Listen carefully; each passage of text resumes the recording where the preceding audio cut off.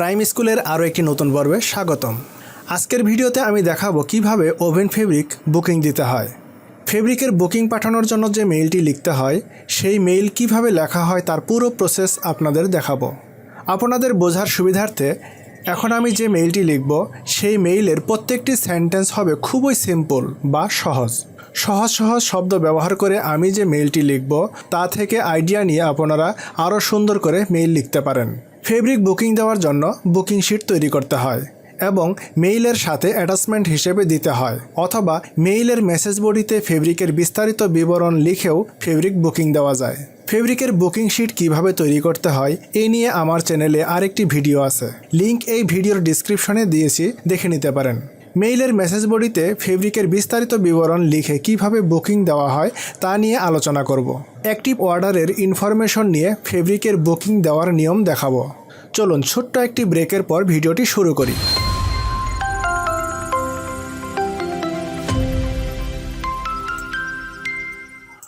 Welcome back. প্রথমেই লিখব dear mister XYZ।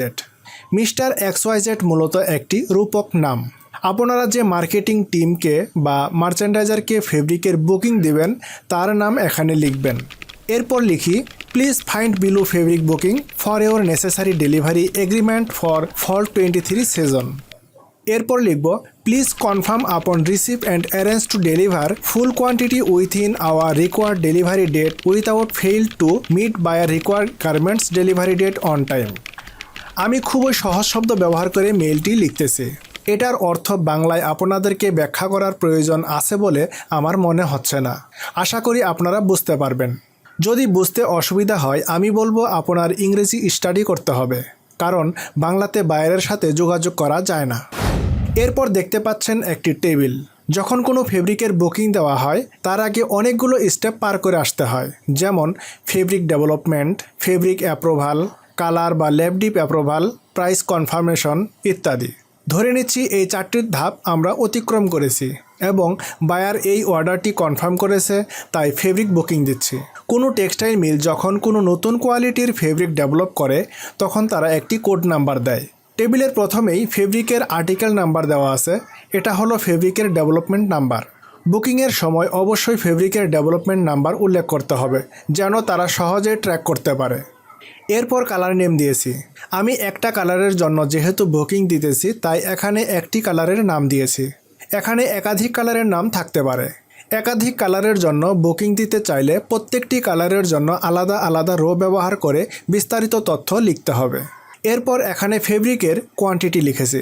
আমি কতটুকু ফেব্রিক বুকিং দেব তা পাবো গার্মেন্টস এর ফেব্রিক কনজাম্পশন শিট থেকে। কিভাবে কনজাম্পশন করতে হয় তা নিয়ে আমার চ্যানেলে ভিডিও দেওয়া আছে, লিংক এই ভিডিওর ডেসক্রিপশনেই পাবেন।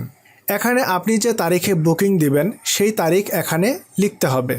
এটা যেহেতু লিভাইসের অর্ডার, এর জন্য ফেব্রিকের লিড টাইম থাকবে 60 দিন। আমি 60 দিন হিসাব করে ডেলিভারি ডেট দিয়েছি। বায়ার ভেদে ফেব্রিকের লিড টাইম 40 থেকে 70 দিন পর্যন্ত হতে পারে। এরপর আমি লিখেছি পিও নাম্বার। এখানে অর্ডার নাম্বার লেখা যেতে পারে বা বায়ারের রেফারেন্স নাম্বারও দিতে পারেন। এই নাম্বার দেখে আমি বুঝতে পারবো এই ফেব্রিক কোন অর্ডারের জন্য। এখানে ফেব্রিকের শ্রিঙ্কেজ পার্সেন্টেজ উল্লেখ করতে হবে। ওয়ার্প এবং উইফট দুই দিকের শ্রিঙ্কেজ পার্সেন্টেজ সুনির্দিষ্ট করে লিখে দিতে হবে। এরপর আমি একটি ব্ল্যাঙ্ক ঘর দিয়েছি। টেক্সটাইল মিল থেকে যে ডেটে তারা ফেব্রিক ডেলিভারি দিতে পারবে সেই ডেলিভারি ডেট এখানে তারা লিখে কনফার্ম করবে। এরপর আমি লিখলাম please confirm received and issue fabric PI to open back to back LC. এখানে আমি বললাম আমার এই বুকিং শিট তারা রিসিভ করেছে, এর জন্য আমাকে কনফার্মেশন মেসেজ দিতে হবে এবং এর সাথে সাথে পিআই ইস্যু করতে হবে, যে পিআই দিয়ে আমি ব্যাক টু ব্যাক এলসি খুলব। এখন আমি কিছু টার্মস অ্যান্ড কন্ডিশন লিখব। Detail packing list having roll number, serial number, fabric total width, fabric cutting width, fabric quantity in metre or yards, defective point etc. এই কন্ডিশনে দেখুন আমি প্যাকিং লিস্টের সাথে কি কি চাচ্ছি। রোল নাম্বার, সিরিয়াল নাম্বার, ফেব্রিকের টোটাল উইথ, ফেব্রিকের কাটিং উইথ, ফেব্রিক কোয়ান্টিটি এবং কোয়ান্টিটির মিটারে অথবা গজে যে কোনো একভাবে দিলেই হবে এবং ডিফেক্টিভ পয়েন্টগুলো আমি সুনির্দিষ্ট করে এই প্যাকিং লিস্টের সাথে চাচ্ছি।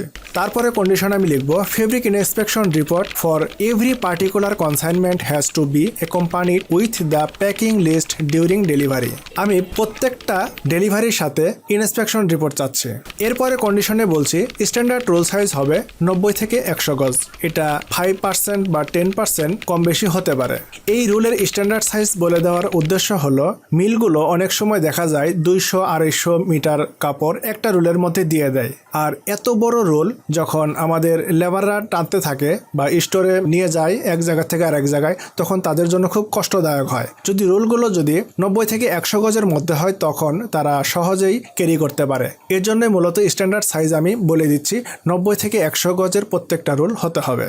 Maximum 5% roll can be accepted with one joint or roll only to cover 90 to 100 years. এখন আমি বলে দিলাম 100টি রোল যদি হয় সেক্ষেত্রে 5% রোলের ভিতরে আমি ফেব্রিকের জয়েন্ট অ্যাকসেপ্ট করব 90 বা 100 গজ পুরো করে রোলটি কমপ্লিট করার জন্য।